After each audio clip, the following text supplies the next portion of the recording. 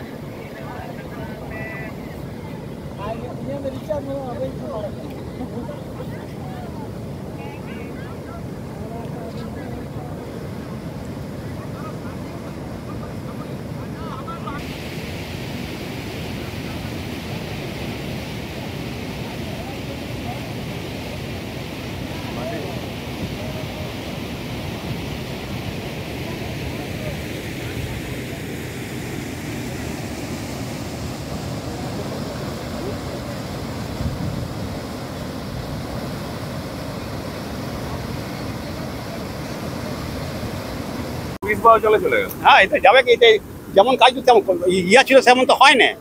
হয়তো কি এই যে কংক্রিটটা করেছে, যেটা ঢালাইটা কি এরকম হয়েছে, এই পুরোনোর সময় ঢালাই হয়েছে কি হয় না। এটা তো মানে সেই কেবলমাত্র সে বেকার সারা করে দিয়ে চলে গেল। এটা ছাই দিয়ে মানে ইয়া করলো, তুই ছাইটা তো গলি চলে যাবে। হ্যাঁ, তার ফলে কতটা অসুবিধা হবে আপনাদের? অসুবিধা মানে কি আমাদের এখনই অসুবিধা, প্রথম থেকে কারো একটা কোনো শারীরিক অসুবিধা, আমাদের যোগাযোগ করার গোটাই অসুবিধা। হ্যাঁ, এই এখন থেকেই অসুবিধা। এই রাস্তাটাই তো একবার তো বাচ্চা ছিল। হ্যাঁ, এই তো কত 1 বছর 2 বছর হয় না এখন। এই যে যারা ইঞ্জিনিয়ার বা ওয়ার্কার রয়েছে তারা কি সঠিকভাবে পরিচর্যা কিচ্ছু করে না? তারা তো আসলে দেখায় না জিনিসপত্র কোথায় কি আছে না আছে, পাবলিক কিছু দেখায় না। তারা নিজের ইয়া মধ্যে আমরা করবো করে যাবো আর কি। সেভাবে করে দিয়েছে। হ্যাঁ, তার ভোগান্তি কাদেরকে ভুগতে হচ্ছে? এটা সে তো ভোগান্তি তো আমাদেরই ভোগান্তি, আর কার ভোগান্তি হবে? মানকালী অঞ্চলের লোকেরই ভোগান্তি। আপনারা কি উদ্বোধন কর্তৃপক্ষ থেকে জানিয়েছেন এই বিষয়টা? না, এই তো আমরা জানলাম তো সকালবেলা, এই তো আগে তো জানা যায়নি, কাল তো ইয়া বান ছিল, এখন জানা দেখি আস্তে আস্তে জানানো হবে। তাহলে একটা বর্ষাতেই 5 কোটি টাকা শেষ। আপনার নাম? আমার নাম জিতেন্দ্রনাথ পাল। ব্যাপার হচ্ছে যে গুরুত্বপূর্ণ ব্রিজ বলতে মানে হবে সবচেয়ে গুরুত্বপূর্ণ, যেটা আমাদের এসে পাশাপাশি যে গ্রামগুলো আছে মিনিমাম অন্তত 1 লাখ লোক যাতায়াত করে এটাতে। তো এই জিনিসটা যে প্রতিবার এরকম তো ঘটনা ঘটেই চলেছে, এটা 1 বছর হয়নি এখনো। 1 বছরের মধ্যে এই যে ঘটনা ঘটেছে, যেসব কন্ট্রাক্টর দিয়ে কাজ করিয়েছে সমস্ত মাল মেটেরিয়ালস ভালো নেই। আপনারা এসে দেখতে পাবেন যে থিকনেস যেটা ছিল, যেটা ঢালাই করার থিকনেস দেখিয়েছে 4 ইঞ্চি দেখিয়েছে, এখানে এত 2 ইঞ্চি কি 3 ইঞ্চি ঢালাই হয়েছে, অটোমেটিক বসে যাবে। ভতান ঠিক নেই, ভর্তি হয়নি, যা করেছে আমাদের তো কার কিছু বল না, আমরা বলতে গেলে সে কথাও কেউ শুনেনি। প্রায় কোটি টাকা ব্যয় করে এই ব্রিজ নির্মাণ হয়েছে। হ্যাঁ, কিন্তু এই কোটি টাকা নির্মাণ করলেও মানে ভালোভাবে কিছু হয়নি। জাস্ট কাজটা কত পরিমাণে হয়েছিল সেটা জানা যাবে না। লেনদেন কাজ হয়েছে, হয়তো 40% কাজ হয়নি। 1 টাকার মধ্যে 40% কাজ যদি হতো তাহলে নিশ্চয়ই কাজটা ভালো হতো। এই কাজটাও কিছু হয়নি। বা আমাদের পাবলিক এসে পড়ে অনেক রকম আমরা বলা করতাম, কিন্তু সেখানে নেতৃত্ববর্গের যে অবস্থা ছিল তারা আমাদের কথা বলার কোনো সুযোগই দেয়নি, আর করার মতো তারা জানতো না যে এই জিনিসটা হবে বা এরকম হবে। এটা অনেকদিন আগে আমরা বলেছিলাম যে এটা চলে যাবে, বেশি দিন বানের থেকে অপেক্ষা থাকবে না, মানে অটোমেটিক গাড়ি টাড়ি চললেই মানে দলতো। প্রায় কোটি টাকা ব্যয় করে ব্রিজ নির্মাণ হলো, তাহলে এটা কি? এটা তো রিপেয়ারিং হচ্ছে, কোটি টাকা ব্যয় করে কিছু না, রিপেয়ারিং করছে এরা। রিপেয়ারিং করে মানে খেলা, যেটা একটা খেলা হচ্ছে, মানুষের পয়সা রোজগার করার বলুন আর যে কোনো একটা কারণ বলুন, সেই কোনো করছে, পার্টি করছে। এটা কোনো ইয়ে না, এটা কোনো কাজ হচ্ছে না, কাজের মধ্যে কোনো কাজ হয়নি। প্রতি বছরই এইভাবে রিপেয়ারিং, এরকম রিপেয়ারিং ওটা করবে, এটা না করলে ওদের তো এইটাই জিনিস, এটা কথাই আছে যে আপনার ছেলে না পায়খানা করলে আমি খাবো কি, এটা তো নিয়মই আছে, এটা করার কিছু নেই স্যার। যা হয়েছে আবার হবে, পরবর্তীকালে এটা আবার রিপেয়ারিং করবে, আবার হবে। যদি আপনারা কোনো চেষ্টা করতে পারেন এটা বড় ধরনের করিয়ে, উপর লেভেল করিয়ে যদি করা যায়, সেটুকু আপনারা যদি একটু ব্যবস্থা করতেন, আপনার মিডিয়া যদি চারধারে করতে পারেন তাহলে নিশ্চয়ই ভালো হবে। আপনার নাম? তাপস ব্যানার্জি। বারকারি ব্রিজ নিয়ে তো আমরা দীর্ঘদিন ধরে আন্দোলন করে চলেছি। প্রতিবার বর্ষা আসে, প্রতিবার বর্ষাতে আমি বাইট দিই, প্রতিবারই সে নিয়ে টুকটাক কাজ হয়, কিন্তু যেটা দীর্ঘমেয়াদী পরিকল্পনা সেরকম কিছু হচ্ছে না। বারবার মানকানালী অঞ্চল, ভক্তাবাদ অঞ্চল, তার পাশে যে কাঞ্চনপুর বলতে এই যে অঞ্চলগুলো রয়েছে, সেই সমস্ত মানুষ প্রায় 1.5 লক্ষ মানুষের এই ব্রিজ দিয়ে যাতায়াত, আজকে সবাই দুর্ভোগের শিকার। জাস্ট 1 বছর আগে 84 লক্ষ টাকা দিয়ে ব্রিজটাকে সংস্কার করা হলো। আমরা বারবার ইঞ্জিনিয়ার সাহেবকে বললাম যে দাদা যেটা করছেন একটু ভালো করে করুন, তো উনি কি করলেন জানি না। 1 বছরের মধ্যে সেই ব্রিজ আপনারা দেখতে পাবেন কোথাও 9 ইঞ্চি, কোথাও 6 ইঞ্চি। আমি জানি না কোন রাস্তায় 9 ইঞ্চি হতে পারে, ঠিক আছে, কিন্তু 6 ইঞ্চি ঢালাই হয় বলে আমার কোনো অভিজ্ঞতা নেই। একটা মেন রোড ব্রিজের ওপরে কখনো 6 ইঞ্চি ঢালাই হয়, কিছু কিছু জায়গায় 5 ইঞ্চিরও কম ঢালাই রয়েছে। তো এইভাবে জেলা পরিষদের কাজ আমাদের এখানে হচ্ছে, তাহলে আমাদের অঞ্চলের দুর্ভোগ হবে না তো কাদের হবে?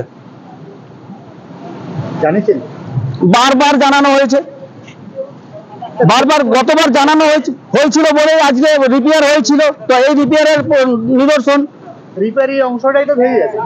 যতটুকু অংশ রিপেয়ার হয়েছে ততটুকু ভেঙেছে, যতটা পুরনো আছে সেটার মধ্যে কিচ্ছু হয়নি। ওই দিকের গার্ডওয়াল যেটা দেওয়া হয়েছিল সেটাকে উনিয়ে নিয়ে চলে গেছে, এইদিকে ব্রিজের মাঝের অংশটা ভেঙে দিয়েছে। এই হচ্ছে আমাদের উন্নয়ন। কতটা সমস্যার সম্মুখীন হতে হচ্ছে? পুরো এলাকার মানুষ সম্মুখীন, তারা বাঁকুড়ে কাজে যেতে পারছে না, যারা সবজি চাষ করছে তারা সবজি নিয়ে পরে বাজারে যেতে পারছে না, স্কুল কলেজ। এই তো আজকে যে এইচএস স্টুডেন্টদের ভেরিফিকেশন, ডকুমেন্ট ভেরিফিকেশন, তাদেরকে জীবনের ঝুঁকি নিয়ে এই ব্রিজ পেরিয়ে যেতে হচ্ছে, উপায় নেই। হসপিটাল সমস্যা তো পুরোটাই। মানকানালি একটা প্রাথমিক চিকিৎসা কেন্দ্র রয়েছে বলে কিছুটা রেহাই, নর্মাল রোগীরা এখানে, কিন্তু যারা সিরিয়াস রোগী, যারা গোবিন্দনগরে ভর্তি আছে, তাদেরকে 30-35 কিলোমিটার দূরে ঘুরে পড়ে যেতে হচ্ছে। আমার নাম অর্ধেন্দু মুখার্জি, আমি মানকানালি গ্রামের বাসিন্দা।